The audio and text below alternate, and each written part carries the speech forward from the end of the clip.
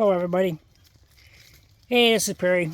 I just thought I'd do a little video while I was out in the woods and see how many herbs we can share people what they look like. A lot of people only know what they look like when they buy them in the store. So here's a few. People like the raspberry, but did you know that they come in more different kinds than just one? So the black raspberries are just coming on ripe. They tend to be mixed in with the rose bushes. I think the roses like to grow with the blackberries just so that they can make sure you get double poked when you're picking them. LOL. There's some mullein. Not sure how many people know what mullein looks like. It grows all over the state of Michigan. We got some yellow dock. There's a taller mullein. Mullein is one of the plants that you can use the entire thing. People make tea out of the leaves as well as the root. But the leaves can be used topically for hemorrhoids. The flowering portion up there you can make syrups with. But you can also, after it's dried out, use it to make torches and kindle with. Got your thistles out here. All kinds of narrow dock, yellow dock.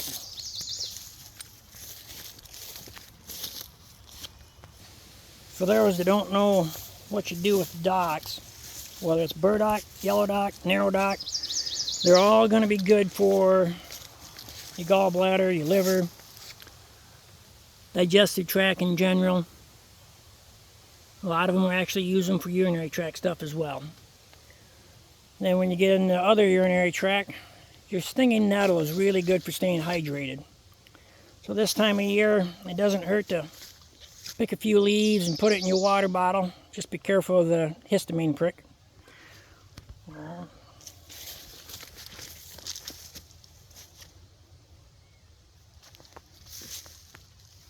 And your stinging nettle, usually growing by them the same way as growing by poison ivy. Typically, there is jewelweed growing by it. Jewelweed, if you get pricked by poison or stinging nettle or the poison ivy, you can use the leaves from the jewelweed to help counter that itch. It also works for bug bites too. Your burdock out here, different ferns.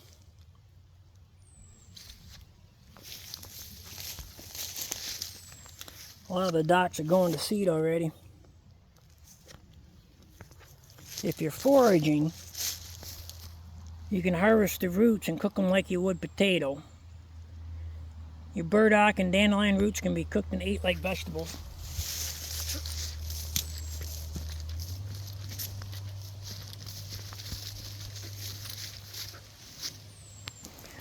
There's your oxalis or your wood sorrel, depending on what you want to call it.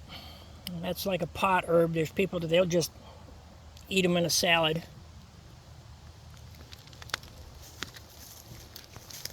I'm personally waiting on the blackberries to get ripe. There's going to be a lot of them this year.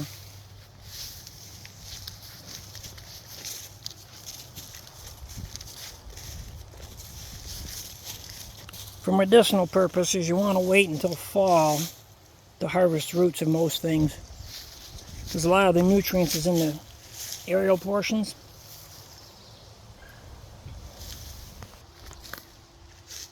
And those that love roses, after the roses are gone, the rose hips start to come on afterwards, and them are what we use for a natural form of vitamin C and bioflavonoids.